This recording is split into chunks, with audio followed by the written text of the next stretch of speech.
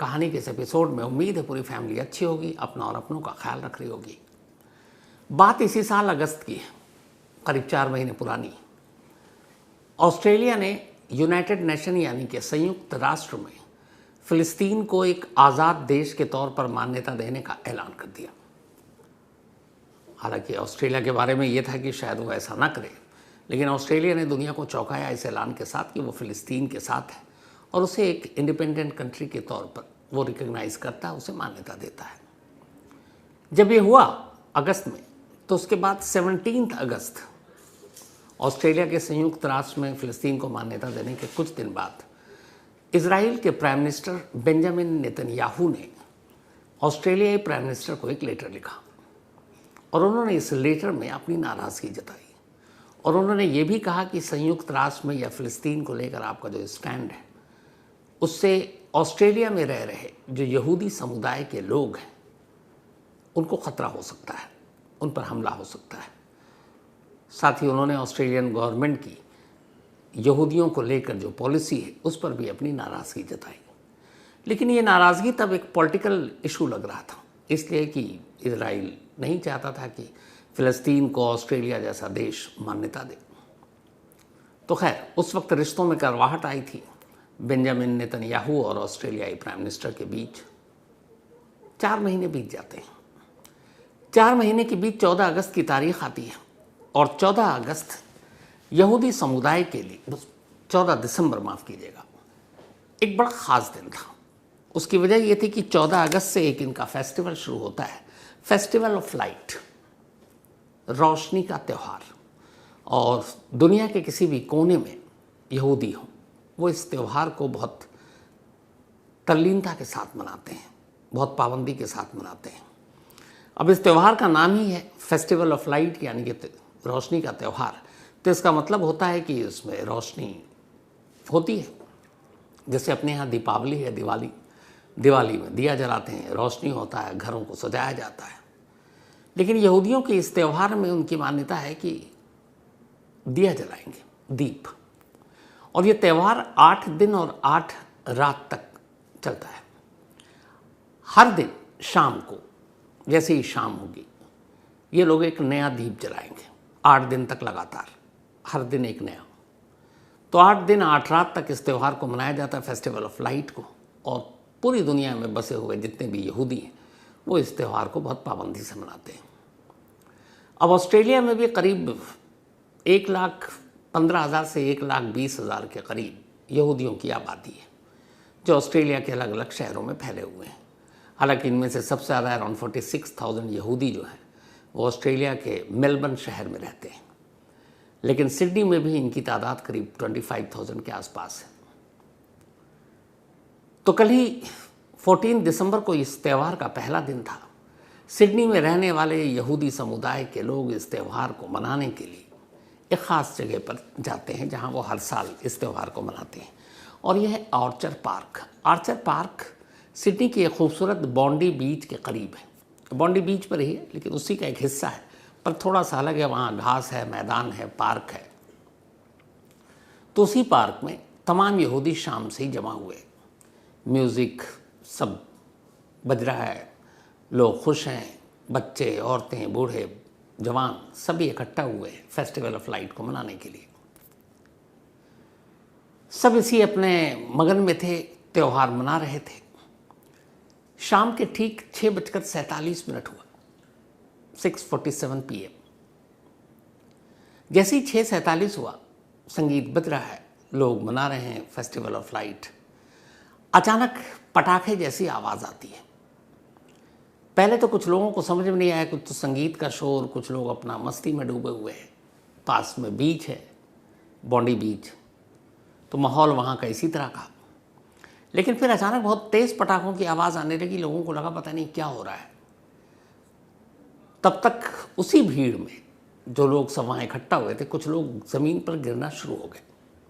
जैसे ही ज़मीन पर गिरना शुरू हुए, कुछ लोगों ने देखा उनके जिस्म से खून निकल रहा है। अब उन्हें बात समझ में आई कि ये पटाखा नहीं, ये गोलियों की आवाज़ है।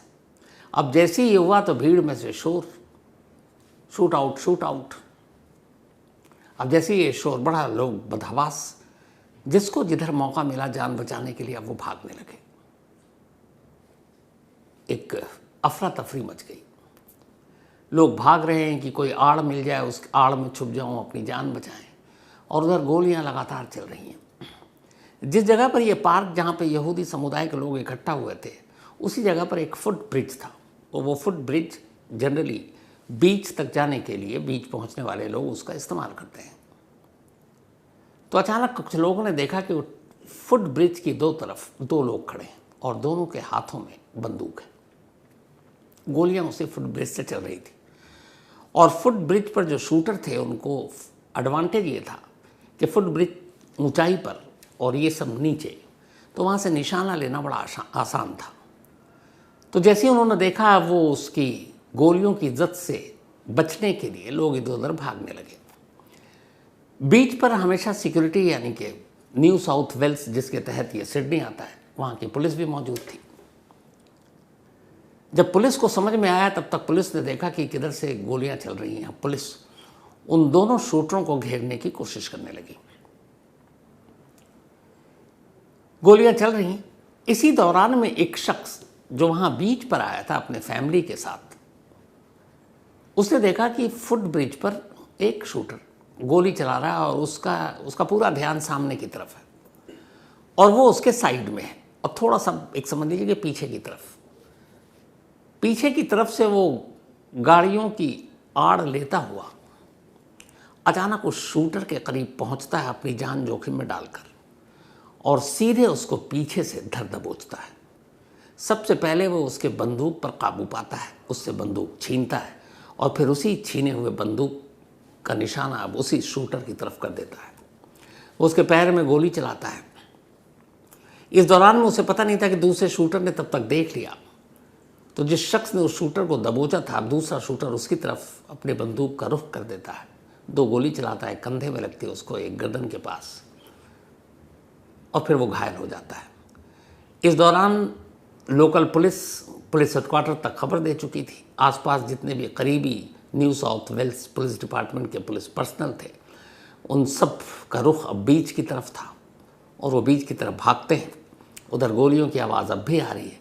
एक शूटर एक तरह से न्यूट्रलाइज हो चुका है, ज़ख्मी है अभी, लेकिन दूसरा शूटर अब भी भीड़ की तरफ लगातार गोलियां चला रहा है, लोग भाग रहे हैं, और ये सब कुछ कैमरे में कैद हो रहा है, क्योंकि बीच के इर्द गिर्द तमाम कैमरे थे। फिर न्यू साउथ वेल्स पुलिस पहुंचती है, उसके बाद दो तरफ से शूटर को घेरती है, और आखिरकार शूटर की तरफ फिर गोलियां दागी जाती हैं, और दूसरा शूटर भी ज़मीन पर गिर पड़ता है। इसके बाद पुलिस उन दोनों को उठाती है, फ़ौरन अस्पताल ले जाती है। उनमें से एक मर चुका था, दूसरा सीरियस था, उसे अस्पताल में एडमिट किया गया, उसका इलाज चल रहा है। जब इन दोनों शूटरों की शिनाख्त हुई, फिर पता चला उनकी सीसीटीवी कैमरे के ज़रिए कि वहीं पे एक कार खड़ी है, इसी कार से ये दोनों आए थे। उस कार से एक ड्राइविंग लाइसेंस मिला, उस लाइसेंस में नाम लिखा हुआ था नवेद अकरम, उम्र 24 साल। अब पुलिस नवेद अकरम एड्रेस घर की तरफ पता करती है कि ये कौन है। उधर दूसरा शख्स मर चुका था, नवेद से पूछताछ हो नहीं सकती थी क्योंकि वो सीरियस था, क्रिटिकल था। थोड़ी देर की इन्वेस्टिगेशन के बाद सिडनी में ही एक लोकेशन से पता चलता है कि नवेद का घर कौन सा है। वहाँ एक लेडी थी, उसका नाम था वेरेना नवेद अकरम की माँ थी, ऑस्ट्रेलियन सिटीज़न, ऑस्ट्रेलिया की ही। जब उससे पूछा गया तो पता चला कि जो दूसरा शूटर मारा गया है उसका नाम साजिद अकरम है, साजिद अकरम।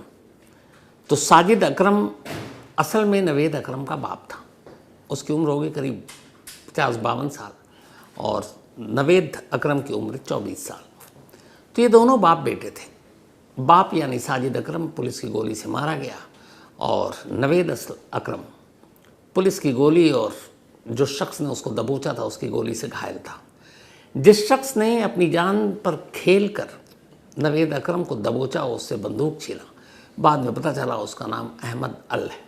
अहमद अल ऑस्ट्रेलियन सिटीज़न, वहीं का रहने वाला, और उसने ही अपनी जान पर खेल कर नवेद अकरम को पकड़ा था।